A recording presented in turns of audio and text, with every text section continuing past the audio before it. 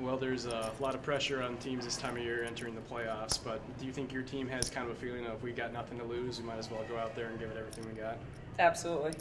Nobody expects anything from us. Nobody's expecting us to win other than us, and it's actually just go in and give everything you got, and I think the pressure's always on the home team.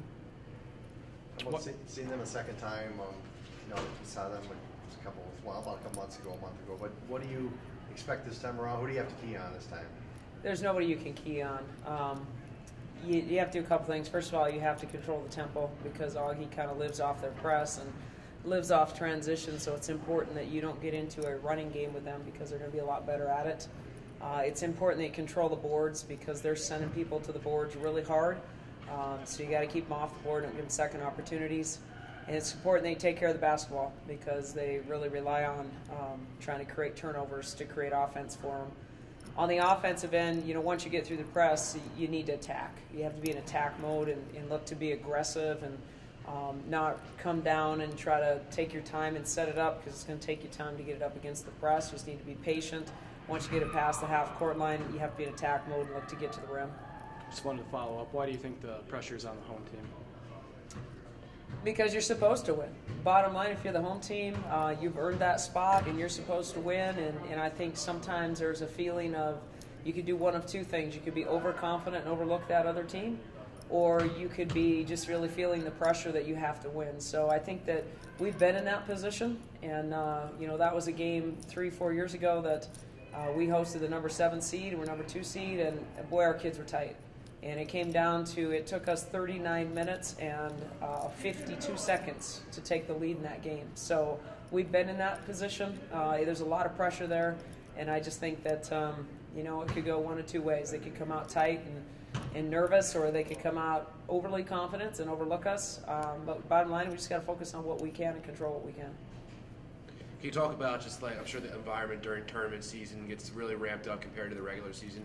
How does a team not get caught up in the moment and just fail to execute because of any pressure like that? Well, I don't know if we will. I don't know that we've been too caught up in anything as far as getting too excited about anything or not being excited enough about anything. This is a team that just emotionally is kind of always just middle of the road, so I don't anticipate it being a whole lot different. It is kind of exciting that, as much as everybody else in the conference probably doesn't like the fact that Augustana is going to host this game at the Pentagon, we're pretty excited about going to the Pentagon to play. It's also not their home court. So to us, we see that as an advantage, and it's exciting to be able to go play there and hopefully continue on there. How about the game at Bemidji, 6-point game there last week? Do you feel there's things that you can, put up 84 points, that's positive, give up 90, but at the same time, do you feel that this team still is, if it can correct a couple things, it can really turn things around? Well, it's two things. Friday night we go through the empty quarter. Again, we have 13 straight empty possessions where we don't score or we turn it over. Bemidji, we just had a mental lapse. Again, right there in the third quarter where it was neck and neck and it was tight, and all of a sudden we just fall asleep on transition. They hit a 3 and then we turn it over 4 straight times. The difference in the ball game. In a tight game like that, you can't afford those kind of mental lapses, and we had them. So it would be really nice if we can put together 40 solid minutes of basketball. We've done it a couple times this season. Our kids have to be extremely locked in and extremely focused the entire time, and we can't have any of those mental lapses. And we're going to have to be very focused up against Augie because they're waiting for you to make mistakes. They try to force you to make mistakes, and we can't afford to make them because it's going to be hard to make it up against a high-powered offense. It seems a lot of times this year that your team plays up or down to its competition level sometimes. So playing a number 1 seed on the road in the playoffs, you have to feel pretty good that your team's going to get up and ready to go and compete out there. I would like to think so. You're right. I don't know what it is, but we don't play well against the teams that we could play well and get a win, and then we play particularly well against the really good teams that you're going to have to play extremely well to beat.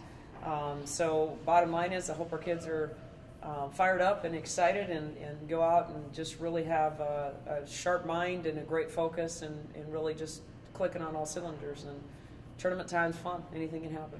And with how young of a team your team has, is this a great experience going to that hostile environment and knowing this is the level of teams you're going to have to face and hopefully one day turn into before your career's over? Oh, I think so too. I think it's important that our young kids get the experience. I also think it's great that we get to play at the Pentagon because, if we were to win, we get to stay there. If we were to lose, I hope our kids understand that environment and see that place and how cool that is and want to get back there because that should ultimately be everybody's goal is to get there and hopefully advance from there as well.